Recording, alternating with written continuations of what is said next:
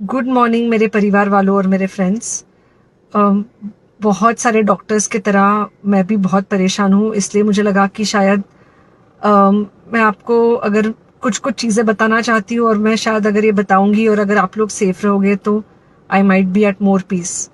जैसे आपको सबको पता है कि बॉम्बे की हालत तो बहुत ख़राब है और धीरे धीरे बहुत सारे शहरों की और बहुत सारे स्टेट्स, इवन टाउन्स की हालत ख़राब होते जा रही है।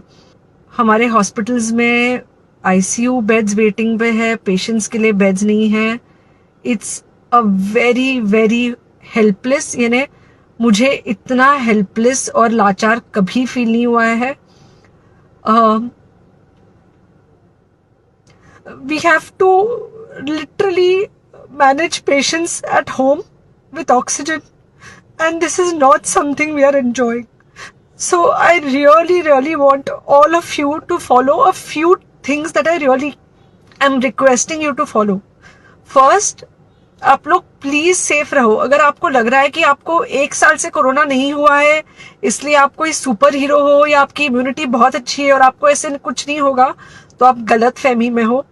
हम यंग लोगों को देख रहे हैं। I mean we have a 35-year-old who's on the ventilator and we are not able to help people now. So we do not want, we really don't want any of you to be in that situation.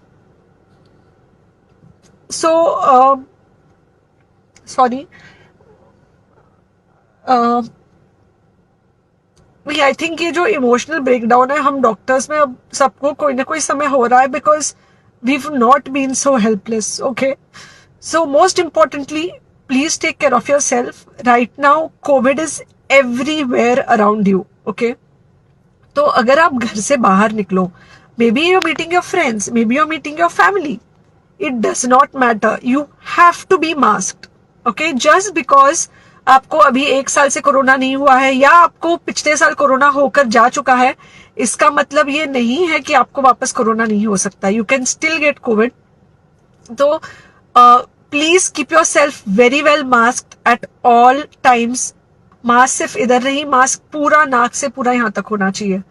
दूसरी बात, अगर आपको कुछ होता है, अगर आपको बुखार आता है या कुछ होता है, पैनिक मत होइए।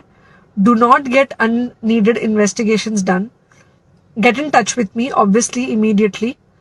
एंड मोस्ट इम्पॉर्टेंटली, आपके जो फ्रेंड्स है या कोई भी है उनको बोलो पैनिक में होकर एडमिट ना हुए हॉस्पिटल में।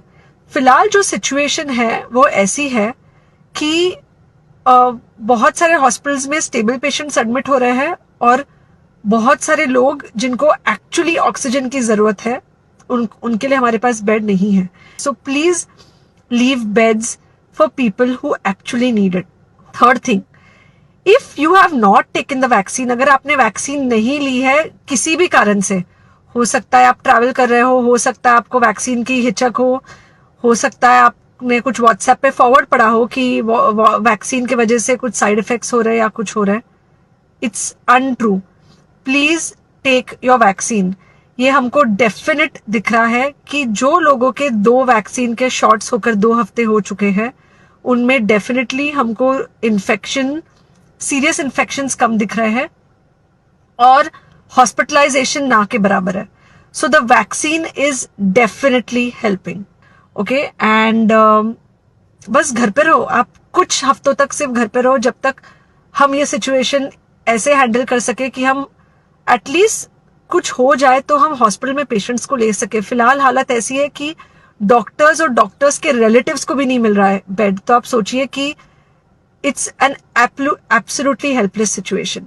ओके, आई थिंक अगर हम सब इतना ध्यान रखेंगे we will definitely come through this second wave very well. Okay, and then we will have to work on not allowing a third wave. So third wave का हम बाद में सोचेंगे, वो तो नहीं आना चाहिए, पर जो ये सेकेंड वेव है इससे हमको कोई भी हालत में एकदम सेफली निकलना है।